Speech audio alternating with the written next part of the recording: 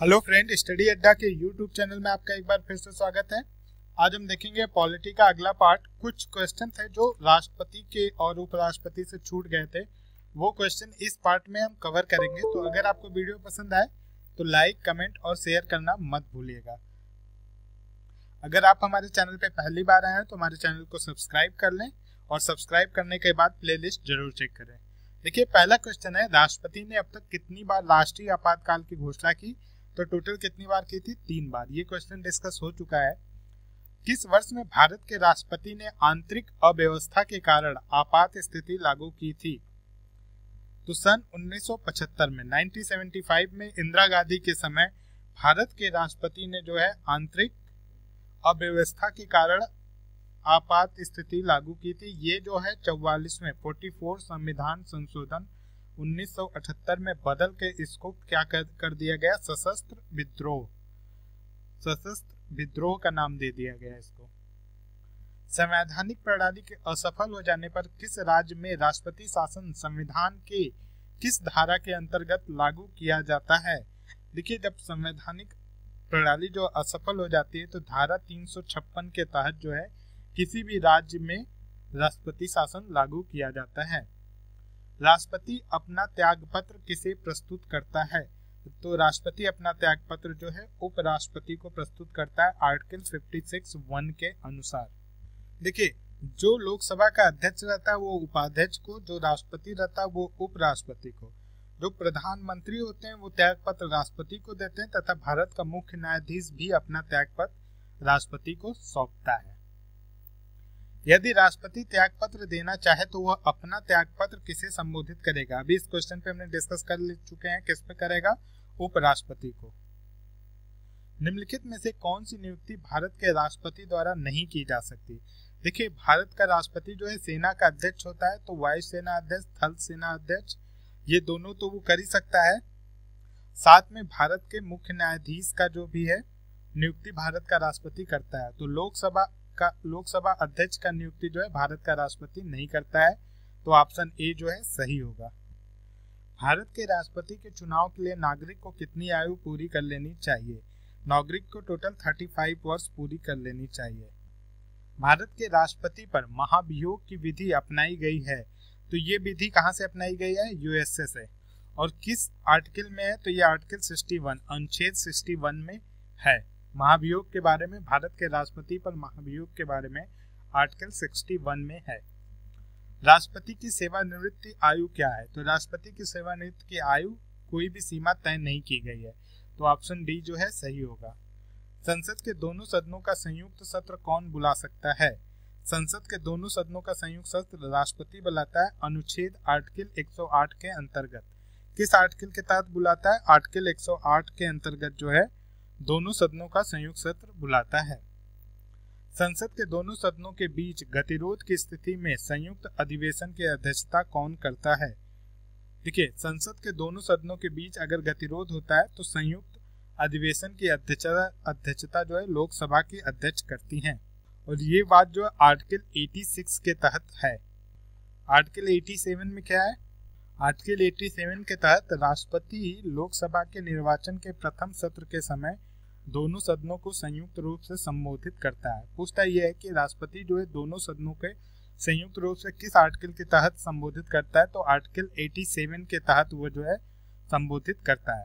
Question क्या पूछा है कि संसद के दोनों सदनों के बीच गतिरोध की स्थिति में संयुक्त अधिवेशन की अध्यक्षता कौन करता है? तो वो लोकसभा की अध्यक्ष करते हैं आर्टिकल 86 के तहत। भारत में राष्ट्रपति कितनी बार वित्तीय आपात स्थिति की घोषणा कर चुके हैं? तो अभी तक जो है भारत के अंदर वित्तीय आपात की घोषणा कभी भी नहीं हुई है। तो ऑप्शन ए जो है सही होगा। राष्ट्रपति को किस अनुच्छेद के अंतर्गत यह अधिकार प्राप्त है कि वह वित्तीय आपातकाल लागू कर दे? आर्टिकल 360 के तहत राष्ट्रपति को यह अधिकार प्राप्त है कि वो वित्तीय आपातकाल लागू कर दे। भारत में किस प्रकार की आपात स्थिति अभी तक केवल एक बार लागू हुई है? तो वह आंतरिक आपात स्थिति, ऑप्शन ए। और ये धारा 352 के तहत जो है लागू हुई थी। और 360 के तहत कौन सी आपात स्थिति लागू होती? वित्तीय आपात, वित्तीय इमरजेंसी 360। और 352 के तहत जिसको पहले आंतरिक आपात स्थिति कहते थे, इस समय इसको सशस्त्र विद्रोह आपात स्थिति कहते हैं। और ये जब आंतरिक आपात स्थिति लगी थी, कब लगी थी? ये जो है लगी थी 21 जून 1975 से 21 मार्च 1977 तक। टोटल टाइम कितना था पूछते हैं तो 21 महीने टोटल टाइम था। उस समय प्रधानमंत्री कौन थी? इंदिरा गांधी थी।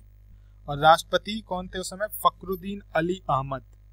फखरुद्दीन अली अहमद उस समय के राष्ट्रपति थे। निम्नलिखित में से कौन से जोड़े का सही मिलान किया गया है? देखिए, इंदिरा साहनी केस केंद्र सरकार की सेवाओं में अन्य पिछड़ा वर्ग का आरक्षण 1992।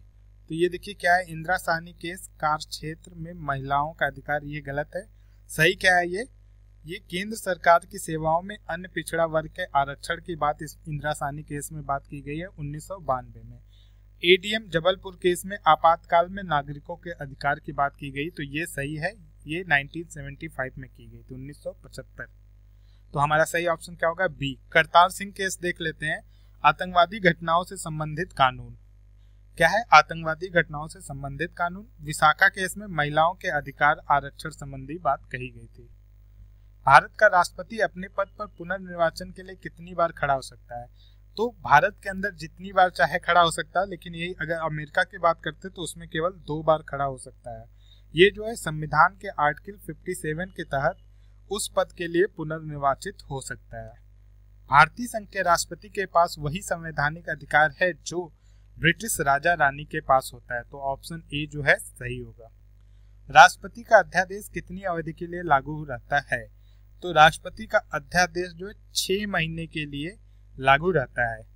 इसमें क्या है? आर्टिकल 123 अनुच्छेद 123 के तहत संसद के सत्र में न रहने की स्थिति में राष्ट्रपति किसी तत्काल आवश्यकता के संदर्भ में अध्यादेश जारी कर सकता है। राष्ट्रपति द्वारा इस प्रकार जारी अध्यादेश 6 महीने के लिए लागू रहता है, जबकि संसद के समावेत होने से 6 सप्ताह की समाप्ति पर परिवर्तन में नहीं रहेगा। ये पूरा इसका डिटेल है। भारत सरकार का संवैधानिक अध्यक्ष कौन है?